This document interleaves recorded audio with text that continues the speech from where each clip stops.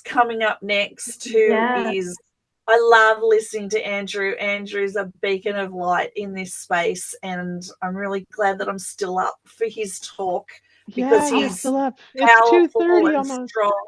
It is. He's powerful and strong, and he doesn't say Yeah. much, but when he does, we all go, wow. Yeah, So take it away, Dawn. absolutely. Andrew Folkler is a formerly alienated child who was separated from his mother for over 12 and a half years. The alienation began when his father remarried when he was only 5 years old. His stepmother would engage in alienating behaviors while his father was at work, ultimately leading to the severing of the bond with his mother. When he was 12 years old, he moved from the USA to Singapore, where his stepmother was from. When his stepmother and father's marriage began to fall apart, Andrew realized his stepmother was trying to use the same alienating tactics to turn him against his own father. Having no choice but to leave for his safety, Andrew left Singapore with his father and brother to return to the United States. Shortly after his return to America, Andrew reunited with his mother. Andrew has been reunited with his mother for over 10 years and continues to spend as much time as he can strengthening their relationship. He has also reconnected with his siblings who had never met him due to the alienation. Today, Andrew volunteers to support parents in the chaos of navigating their alienation journey. Many parents struggle to understand the psychological impact that alienation can have on their children, and Andrew strives to support them by providing clarity and action items that can help them get one step closer to reuniting with their kids. In his own time, Andrew continues to grow his career as a professional writer and lives a quiet life with his wife and child. So, Andrew, thank you so much for being here. I'm going to toss the ball over to you. Thank you so much, Don. I appreciate it, and thank you. So today, what I would like to talk about and title my presentation is how do you support alienated parents and children in their journey to reunification? And I know that as the frontliners like Dr. Elise, Dr. Childress are pushing forward for new and more improved modalities, that there are other things that we can do as either community members or just people who don't have the mental health expertise and licensing. Um, so like as far as what can we do? And I'd like to start with a story real quick. So there's a famous story about the writer Franz Kafka and a little girl who had lost her doll. And you see, Kafka, he was just kind of walking through the park in Berlin one day, and he comes across this young girl, and she's crying because she lost her doll. Kafka says, "Oh, okay, well, I'll help you look for the doll," but unfortunately, they couldn't find the doll. And so he tells her, "Okay, let's come back again tomorrow, and we'll look again for your doll." The next day comes, and again, after a long search, they found nothing.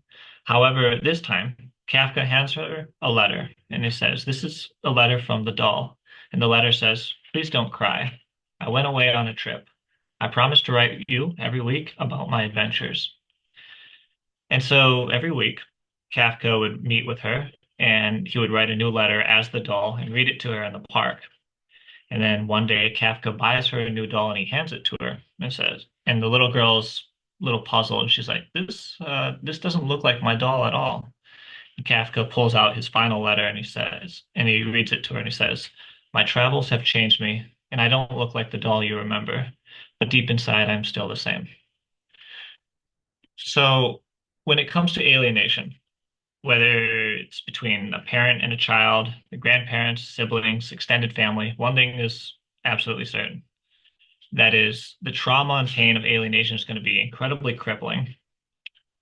And it's going to put the targeted parent in a survival state, which can inhibit their ability to take the right actions needed to reconnect with that respective child. So, whether you are a police officer, lawyer, school teacher, judge, counselor, therapist, or even just someone in the community, you're going to come into contact with a victim of alienation, and you're going to repeatedly find yourself in the same position as Kafka. And unfortunately for everyone, the solution is not going to be as simple as writing stories as about the adventures of a doll, right?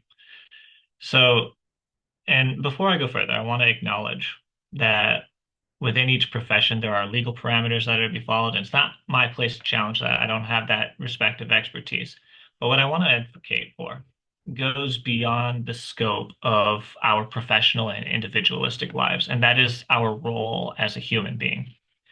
Because if we strip away every label that we use to describe ourselves, every label that we have for our personal identity, we're left with one label that unites all of us, and that is the Homo sapien. We are all just humans. Okay. And as humans, we have the unique capacity to heal and lift someone up. And we have a word for it in cultures all around the world. In English, we call it altruism. The Hindus and Buddhists have a Sanskrit word for it called Maitri. In South Africa, it's called Ubuntu, and it's agape for the Greeks. And again, it's not a call for overstepping any legal or professional jurisdiction, but as someone on the outside, you're going to meet someone within your community, within your circle, and you're going to see these various hurts and pain that they are experiencing due to alienation. Some at a mild level, where it's just a little bit of bad mouthing, but the kid still has contact, and some at the most extreme level, like Dawn's story, which you just heard. You're going to be standing in the same position that Kafka did. And if we take his actions as a metaphor, then the first step in helping an alienated parent in their journey to reunite with their child is to validate their pain and reinstill the hope that they will one day reunite. Because without that hope, without that inner resolve, what happens is that parent shrivels up. They lose faith in themselves. They spiral into depression.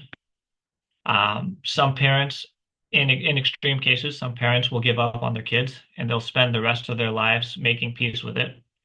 And other parents, and I say this very seriously, other parents will just give up on life entirely.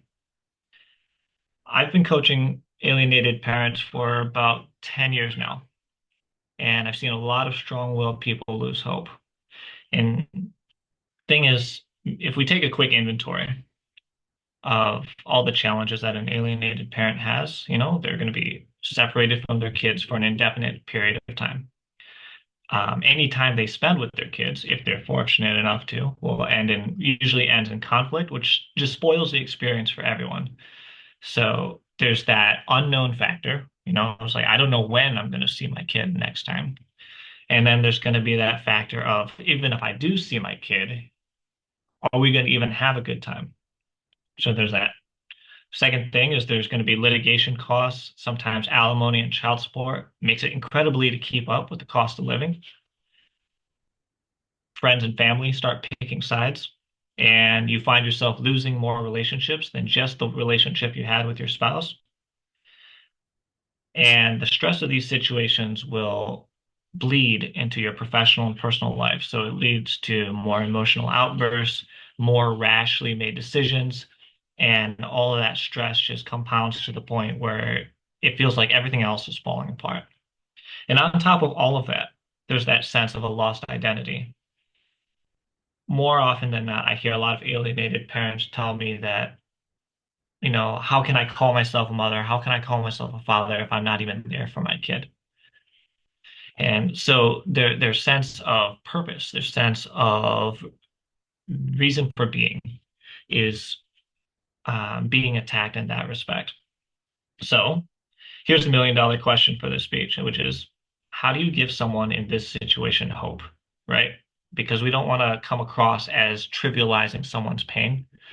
We don't want to we don't want to make it sound like we're putting on these rose-tinted glasses. How do you give a parent whose child has been abducted by another parent or taken to another country? How do you give that parent hope? How do you give a parent who has a child who's been given toxic levels of antihistamines to the point of fostering addiction? How do you give that parent hope? How do you give hope to a parent whose child has been taught to sacrifice their own identity as a survival mechanism and adopt the abusive traits of another parent? How do you give that parent hope? And I'm going to be real with you. It goes without saying, there's no good answer. But I'm going to share something that I found to be valuable to these parents and what I use to help them restore their sense of hope. And it's going to start with this concept known as, in personal development, known as the locus of control.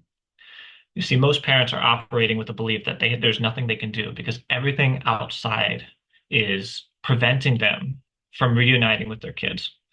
And they often set these specific outcomes. They'll think like, okay, if I send this gift from Amazon, maybe my kid will talk to me. If I get this court order and the judge, slams the gavel and sends the kids to me, that's going to end the alienation, right? Or if I tell the kids about the divorce, I explain the whole situation to them, maybe they will understand and they'll stop getting mad at me. Now, this is known as an external locus of control. Basically, what that means is their sense of control of the situation is in the hands of everyone else but them. Instead of being in the driver's seat, they're powerless and tied up in the trunk. They are entirely reliant on outcomes that they have no power over.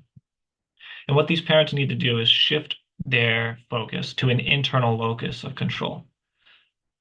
How can they learn and grow within their own life so that they can start building a bridge back to their alienated children? Because I can tell you right now that most parents can't see how the absence of stability in their own life is inhibiting their ability to reunite with their children. Because I'll be frank with you, alienation doesn't go away once the child and parent reunite. And I would go so far as to say that the most critical step of healing of that parent-child bond starts when both parties agree to reunite. I reunited with my mother about, I'm going to say right about 11 years ago. And, as Dawn had mentioned in my introduction, that was about 12 and a half, almost 13 years worth of alienation. And I still find myself trying to figure out, how do I strengthen that bond with my mother? How do I improve that relationship? And this is coming from somebody who's a bit of a personal development nut, like I really geek out about that stuff. But for somebody who doesn't know those things, somebody who's not as self-aware, how do you repair that relationship? How do you heal that relationship? And in most cases, it's going to depend on the modalities that Dr. Elise is sharing. So kind of circling back, right? It's very difficult to heal that relationship with between an alienated parent and an alienated child. It's very difficult to heal that relationship if the alienated parent has first not, if they haven't built a home for the child to return to.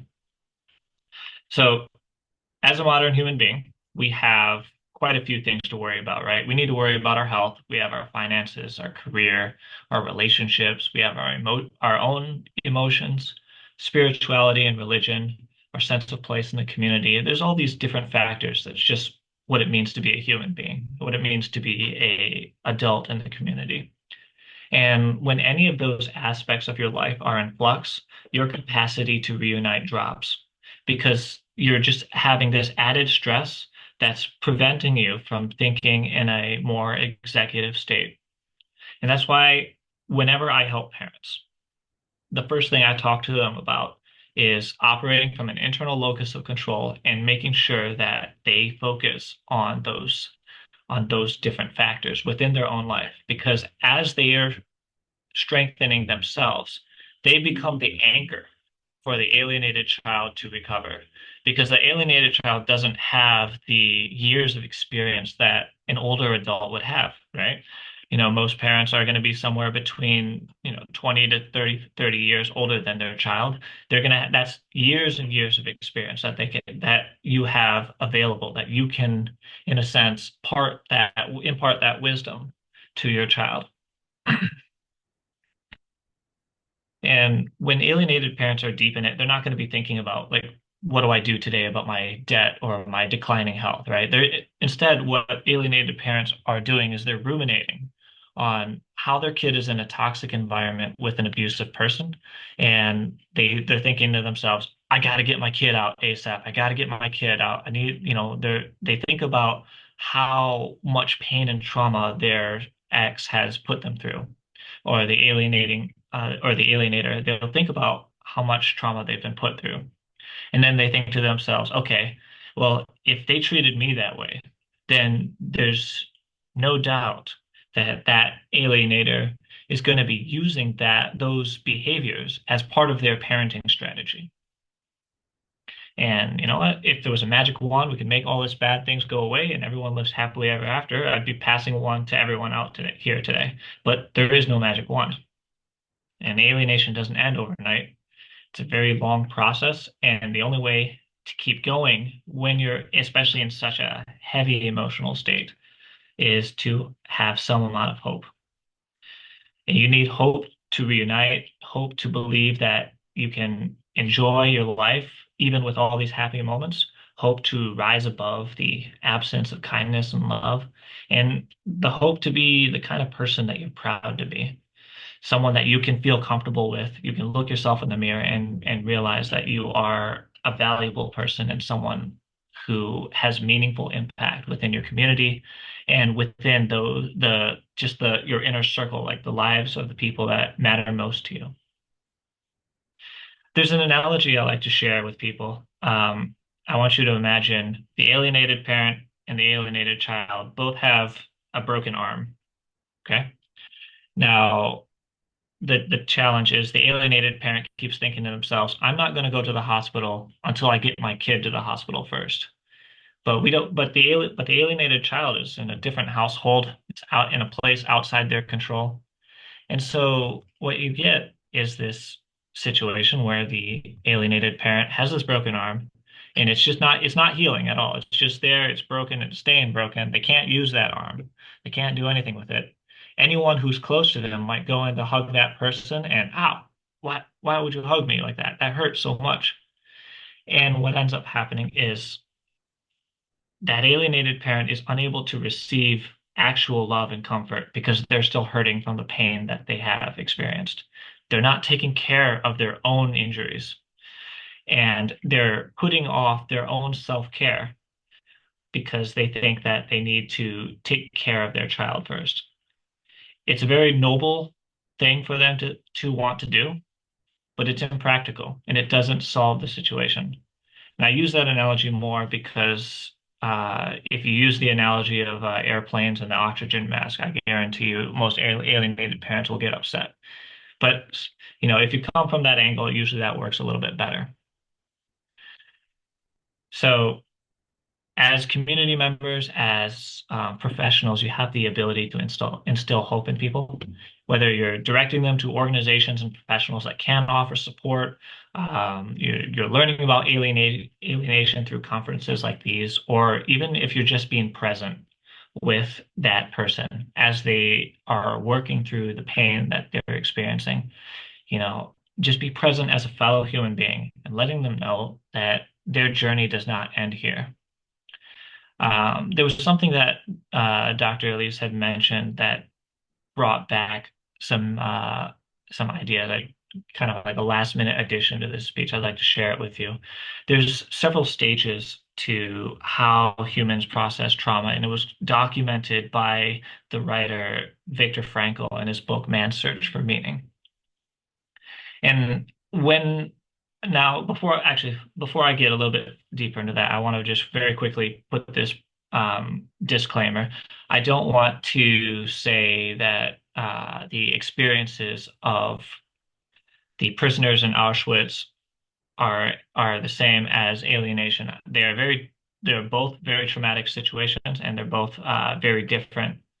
What I will say is that the way we respond to trauma is the same. And as I was reading Viktor Frankl's book, Man's Search for Meaning, it dawned on me just how similar the journey of going through alienation was to what he was describing in his book. And the first stage starts with shock. You know, this is usually occurring during the initial separation or the initial severance of the parent-child bond. The child is very shocked. They're not really sure how to process. Oftentimes they are shutting down, not really knowing how to navigate these conflicts. in terms of neuroscience, their brain is usually not fully developed just due to the fact that they're not old enough. And so navigating these situations are a little bit challenging and they're just shocked. The second stage is apathy. Apathy is how you tolerate the consistent trauma and abuse. One of the things that Viktor Frankl pointed out in his book was that quite a few of the prisoners would just tolerate it. They would see gross abuses of another person, and to them it was just another Tuesday because they had seen so much that they had emotionally numbed themselves just to conserve and survive. Because getting emotional, getting frustrated would be a risk to themselves. And for the alienated child, it's very much the same. Getting involved, trying to reconnect with you, puts themselves at risk, at risk of domestic violence, at risk of more psychological and verbal manipulations. And as a result, they emotionally numb themselves. They will get either aggressive with you or avoidant with you, depending on the child's personality. Afterwards, the third stage that he mentions was the after getting free, after breaking out from Auschwitz at the end of World War II. He noticed just how angry all of the survivors were, and how much frustration and intense anger that they were having, and how they didn't care about how their actions would affect other people because they felt like the world had done them wrong, and so why should it matter if they do someone else wrong? And it's rightly so, considering that you feel this intense frustration and anger, and you have to process all of that trauma. But once you process all that trauma, that's when you're able to search for meaning, and that's when you're able to liberate yourself so that you're no longer bound by the chains of that pain.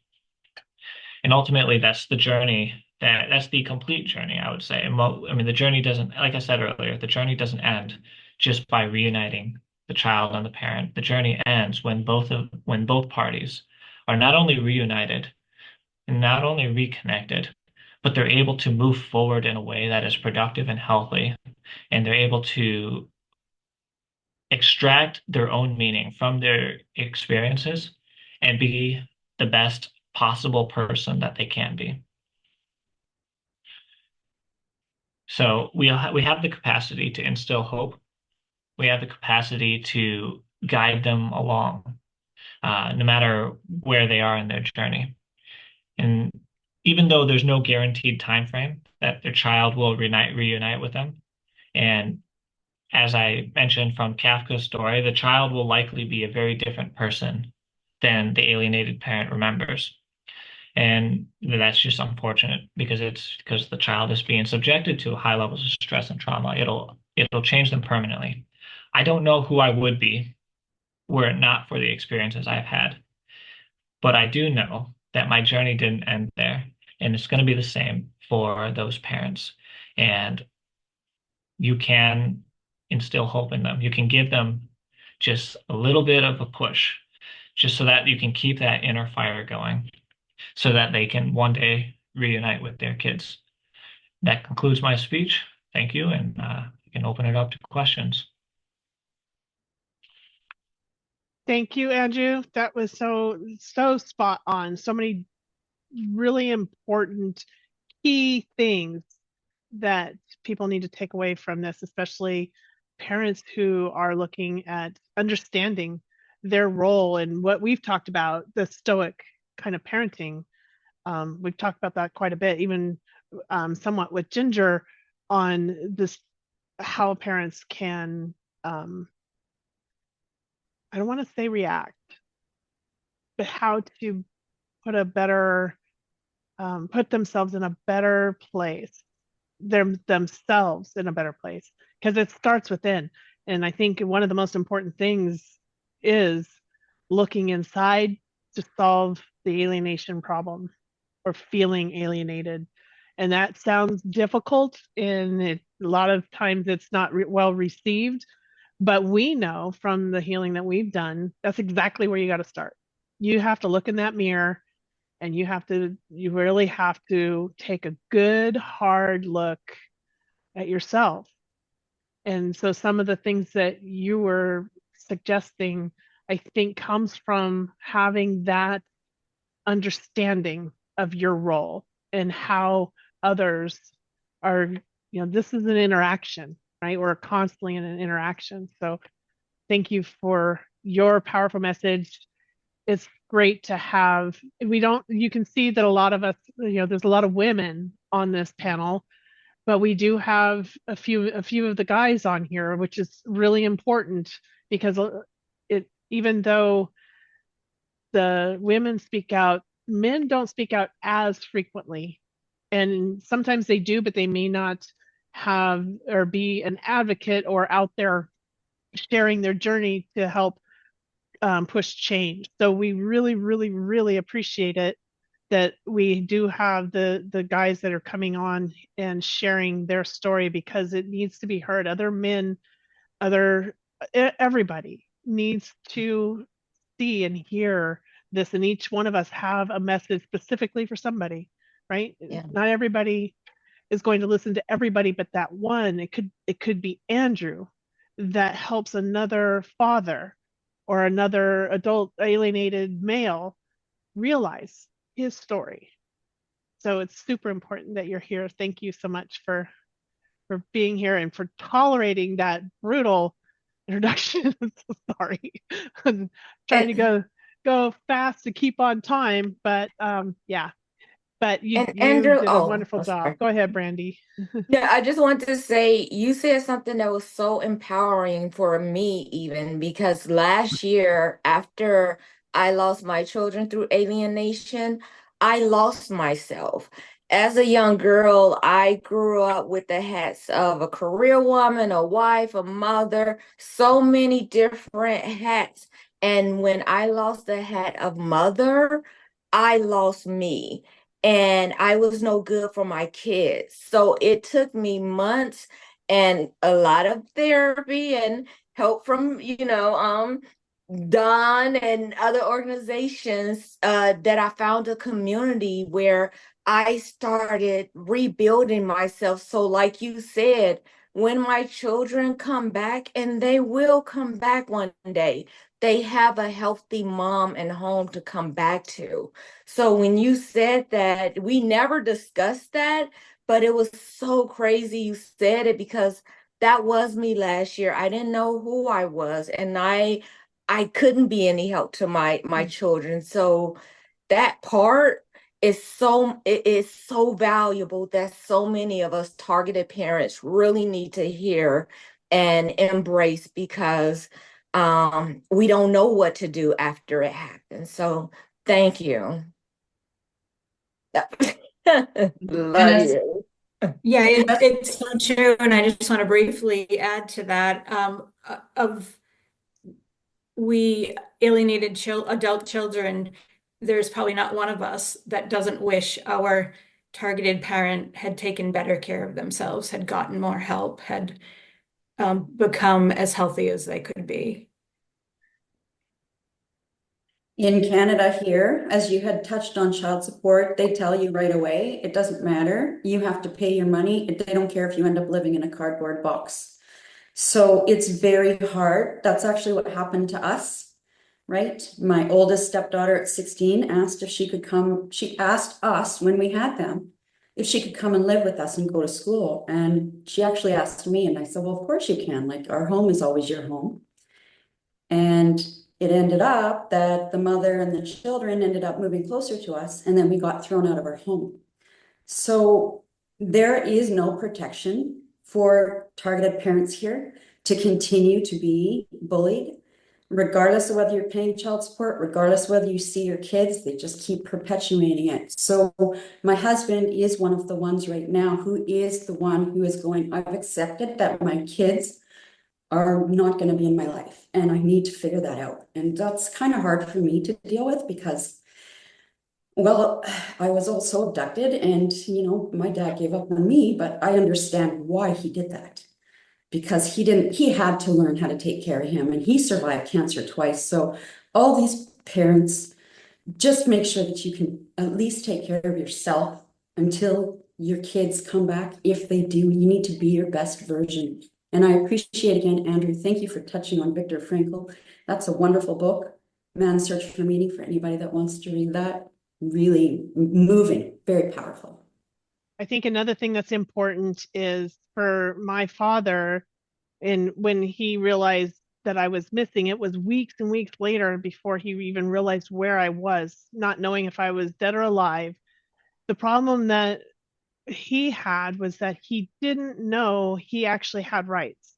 He was actually established as my primary caretaker in social services. So he was already established as the only parent in the home, and that the other parent was absent. He actually had more rights than he believed he had. He thought because he was the father, he didn't have rights. And back then, it was more common that the children stay with the mother, and that's where he was with this. So he didn't realize he needed to, that he could have had something or done something about it. Yeah, Elise?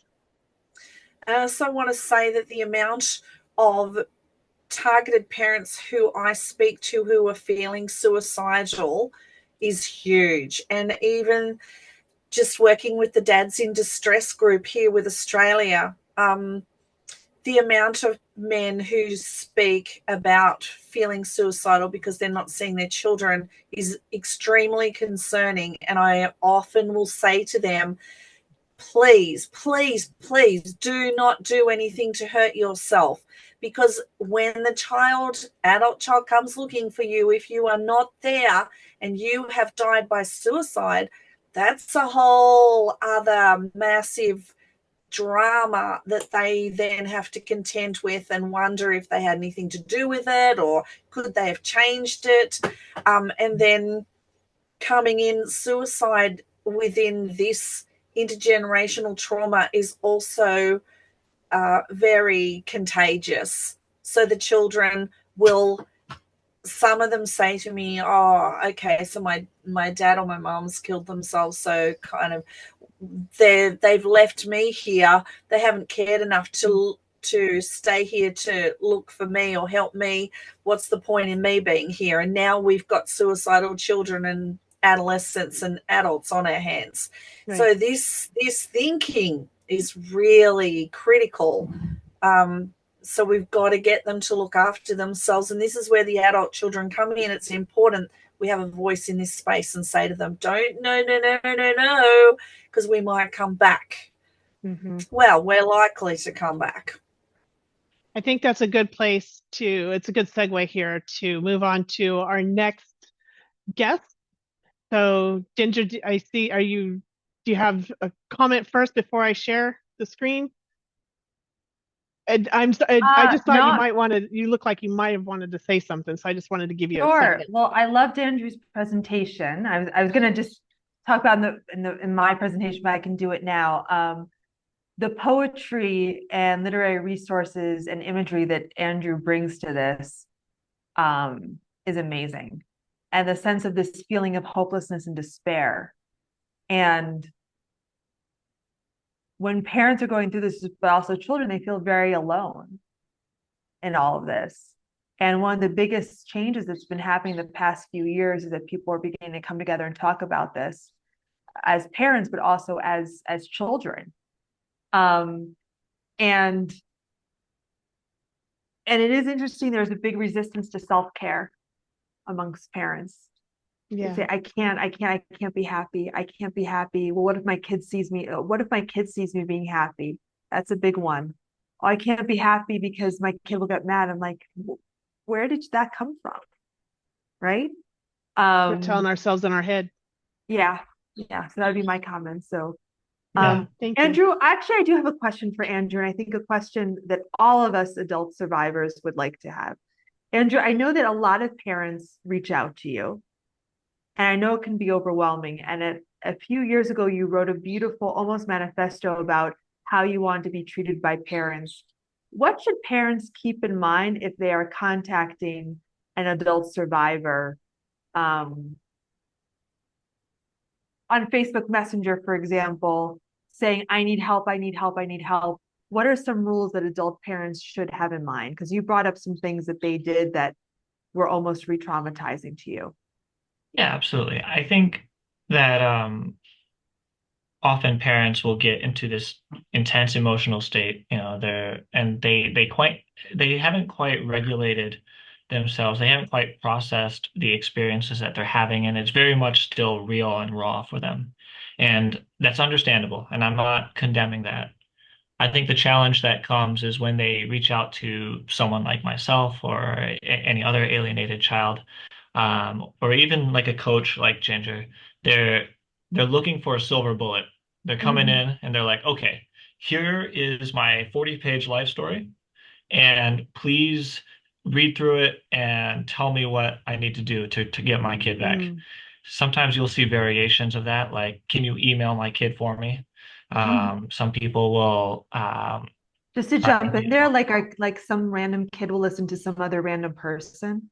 yeah, exactly. Like we're gonna call up some kid and they're gonna be like, who are you? And you're gonna be like, I'm Andrew Faulkner. And they're gonna be like, oh, well then. Right. Yeah. Yeah, maybe if I was like Taylor Swift or something a little bit more relevant, maybe I could have a bit more Taylor Swift. influence. Oh my gosh. We do have another question for you, Andrew, real quick. Yeah. Ginger, if you don't mind, can we ask him one more question?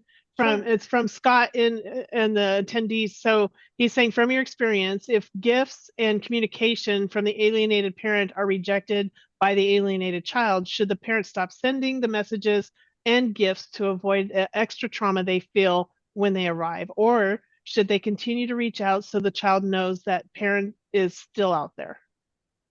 Okay, so I'm going to try and squeeze this in as quick as possible so I don't eat up some of Ginger's time. Okay. There are a few things that you can do to approach gifts and messages. First and foremost, you always start small. I like to use the analogy of dating. When you're dating, when I met my wife, I didn't walk up to her and I didn't say, "Hi, my name is Andrew. Let's get married." It'd be a little bit too much too soon. And more often than not, parents are coming in trying to say, "Son, daughter, hey, let's reconnect." And the thing with that is, like, that doesn't mean anything. What does reconnect mean? Does reconnect mean 5 hours a week? Does that mean 10 hours a week? Does that mean we're going to live together for the rest of our lives?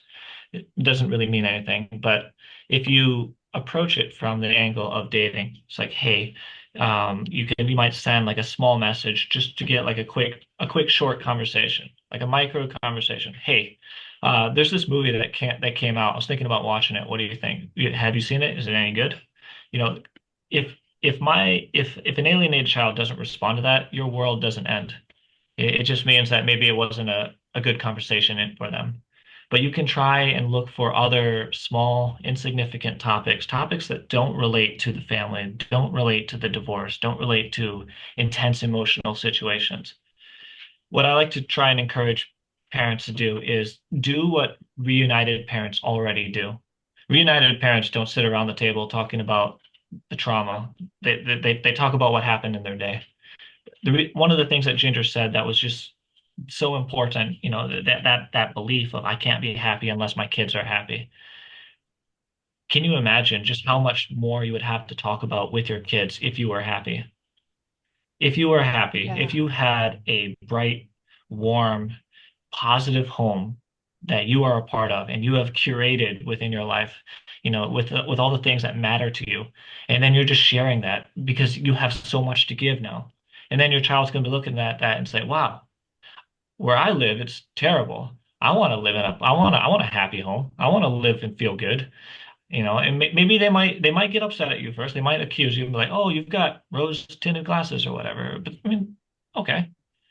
People tell me that all the time. But then I tell them that at some point in my life, I decided, you know what? From now on, I only want to surround my life with things that are artistic, musical, and beautiful. Now, how I define that is entirely up to me. I think that, public speaking can be a beautiful thing. I think that spending time with my family can be a beautiful thing. I think that going to work so I can provide for my family is a beautiful thing. But those are the parameters of my life. If it's not beautiful, musical, or artistic, why would I want to surround myself with things that I don't like? Why would you want to surround yourself with things you don't like? So it's a two-parter. One, you slowly work your way up. Depending on what stage your relationship is, you just start. If you are strangers, then you talk to them as strangers, and you try and do small talk, and you work your way up into more intimate conversation. As for gifts, if you feel like it's going to get rejected, thrown in the trash, save them. Buy the gifts, save it, put it in the room. And then when the time comes, if they do come back to you, you'll be like, oh, by the way, up in the attic, I got a whole box full of your stuff. I couldn't give you these gifts right back then, but I saved them for you because I didn't want them to get thrown away. Yeah. So I hope that answers the question. Beautifully. Beautifully. Thank you, Andrew.